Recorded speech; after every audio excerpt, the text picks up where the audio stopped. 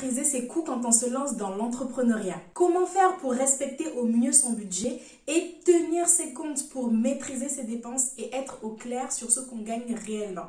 C'est ce qu'on va voir dans cette vidéo. Salut, c'est Josiane, je suis entrepreneur. J'ai créé Iwalewa, la marque de cosmétiques Made in Africa.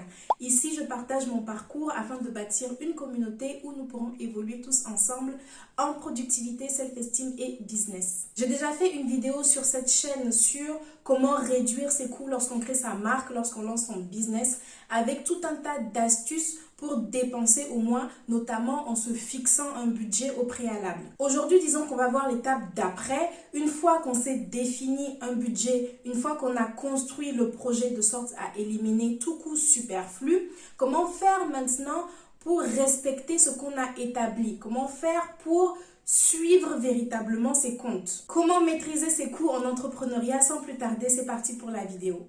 Premier paramètre important lorsqu'on veut maîtriser ses coûts, tout noter. Notez absolument tout ce qui sort. Et j'insiste sur ce paramètre parce que lorsqu'on se lance dans l'entrepreneuriat, au tout début, on se retrouve dans une phase un petit peu bizarre où on n'est pas encore immatriculé, on ne vend encore rien, mais on a déjà besoin de dépenser pour que le produit soit créé. Ou alors, on aura besoin de dépenser pour participer à des salons, par exemple, accroître sa visibilité, etc. etc.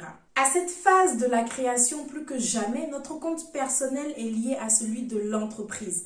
Et comme souvent on dépense de petits montants, on se dit « Ah, c'est pas grave, c'est un investissement que je fais ». Effectivement, il va bien falloir que vous sortiez de l'argent pour que votre entreprise soit montée, mais on ne se rend pas compte de ce que représentent toutes ces petites dépenses mises bout à bout à la fin.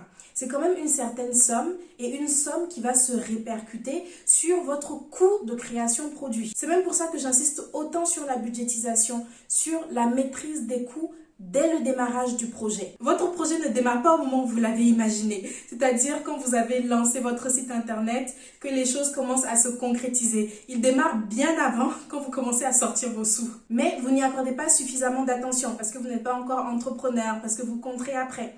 Mais si, faites-le dès maintenant parce que comme on l'a dit plus haut, ça joue sur le coût de création réel de vos produits et sur le montant réel de vos fonds de démarrage. Au moment de fixer vos prix de vente, de valoriser votre entreprise, de rechercher des financements, vous aurez besoin d'être au clair sur tout ça. Donc, soyez rigoureux, tenez vos comptes. Même si c'est un carnet et un crayon que vous avez au départ, écrivez. Même si vous n'avez pas encore fait de business plan, même si vous n'êtes pas encore sûr que vous allez vraiment vous lancer dans l'entrepreneuriat, notez tout. Ça va également vous aider à mieux anticiper à l'avenir parce que plus vous allez avancer et plus vous allez vous rendre compte du montant réel de tel ou tel service. Deuxième paramètre important lorsqu'on veut maîtriser ses coûts en entrepreneuriat, suivre ses comptes de façon hebdomadaire. Ça, c'est quelque chose que vous faites encore plus quand vous êtes lancé ou que votre projet se concrétise, que vos dépenses deviennent de plus en plus nombreuses et ou répétitives.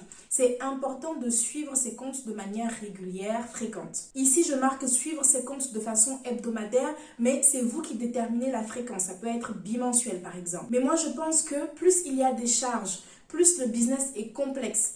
Et surtout, si on est au démarrage de l'activité, c'est bien de le faire le plus fréquemment possible. Ça va nous donner de bonnes habitudes et aussi, on va bien pouvoir observer où va l'argent. Mais genre dans quelle direction pour pouvoir bien suivre cette direction nous aussi, savoir la maîtriser et l'anticiper à l'avenir. J'ai fait une vidéo entière et très détaillée sur comment tenir ses comptes quand on est entrepreneur. Vous y trouverez toutes les réponses sur comment faire ce dont je parle ici. Et d'ailleurs, est-ce que vous saviez que j'avais toute une playlist sur la gestion financière en business, spécialement si vous voulez créer une marque de cosmétiques? En parlant de ça, si vous avez un business qui inclut la vente de produits physiques, là, il faut également que vous fassiez de la gestion de stock. Donc, ne négligez pas ça aussi lorsque vous faites votre suivi de compte. Combien vous avez vendu, combien il vous reste à vendre. Le stock est un bien de l'entreprise, alors il faut le traiter comme tel. Troisième paramètre important pour maîtriser ses coûts en entrepreneuriat, l'analyse financière. Ici, je fais référence à l'analyse des dépenses, mais aussi des gains si vous êtes déjà à ce stade. Dans le point précédent, on a vu que c'était important de tenir ses comptes. Noter chaque semaine combien on a dépensé, combien est rentré. Mais on ne va pas juste s'arrêter à répertorier chaque dépense qu'on a faite. On va également les analyser. Nous sommes dans une optique de maîtrise des coûts, donc nous allons devoir être très observateurs. Dans ce qu'on a répertorié, est-ce qu'il y a des dépenses qu'on peut supprimer? Peut-être parce qu'on n'en a pas besoin. Par exemple, tous les mois, vous payez un abonnement à un certain service, mais après réflexion, après expérimentation, vous vous rendez compte que ce service n'est absolument pas indispensable au fonctionnement de votre entreprise ou à la mise en place de votre projet. Vous pouvez supprimer et faire sans ou alors faire vous-même si ce n'est pas trop chronophage et si ça ne vous détourne pas trop des tâches cruciales de votre activité. Est-ce qu'il y a des charges que vous pouvez baisser? Par exemple, en changeant de fournisseur. C'est bien de se poser comme ça de temps en temps et analyser afin de trouver les meilleures solutions. C'est comme ça qu'au fur et à mesure, vous allez consolider votre entreprise et vous mettre sur la bonne pente financièrement parlant. Ce qui nous amène au quatrième paramètre, comparer les devis. Ça, c'est quelque chose que j'ai déjà évoqué plusieurs fois, mais je le répète ici parce que c'est important. Pour être en mesure de baisser telle ou telle charge en changeant de fournisseur, il faut déjà que vous ayez plusieurs options de fournisseurs et que vous arriviez à comparer ce qu'ils vous proposent exactement. Donc, analysez les devis. Et quand je dis analyser, c'est pas juste dire le premier m'a proposé 500 €, le deuxième m'a proposé 800 €, donc ok, je pars avec le premier. Non, c'est vraiment pour tel montant, quelle est l'offre qu'on vous fait? Quels sont les services auxquels vous aurez droit? De quoi est-ce que vous avez réellement besoin, vous?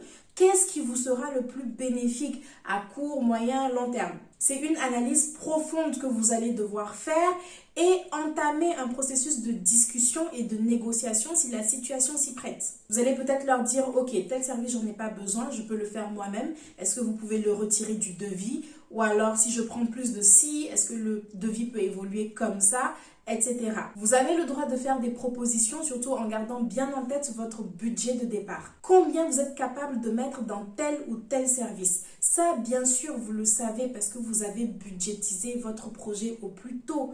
Plus vous traînez avec cette histoire de budgétisation, plus vous allez commettre des erreurs financières 100% évitables. Cinquième paramètre important à maîtriser, l'anticipation. Ça aussi, c'est une chose sur laquelle j'insiste tout le temps dans mes vidéos.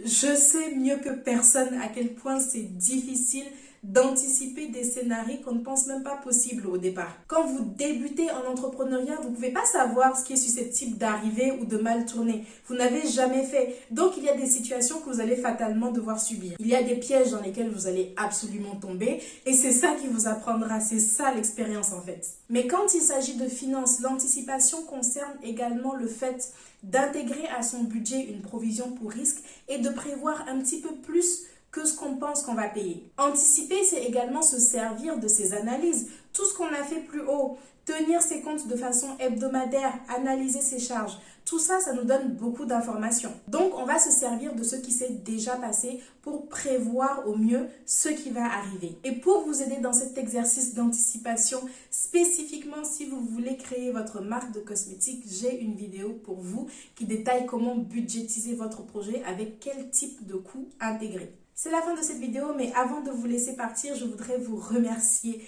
Hier avait lieu sur Paris la soirée de lancement des préventes pour notre nouvelle gamme chez Iwalewa. Bon, j'avoue, au moment où je filme cette vidéo, je n'ai pas encore vécu la soirée, mais je suis déjà sûre que ça a été au top. Je suis sûre que j'ai rencontré certains d'entre vous et que ça m'a fait vraiment très plaisir. Je vous remercie vraiment d'être venus. Je vous remercie pour tout le soutien que vous m'avez apporté. Je sais déjà que j'ai adoré échanger avec vous et que la soirée a été un succès. C'est vraiment la fin de cette vidéo. Cette fois, je vous remercie d'avoir regardé. J'espère qu'elle vous sera utile.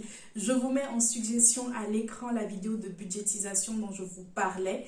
Abonnez-vous pour ne pas manquer d'autres contenus de ce type. Je poste tous les mercredis et les dimanches. Alors, à dans quelques jours. Ciao!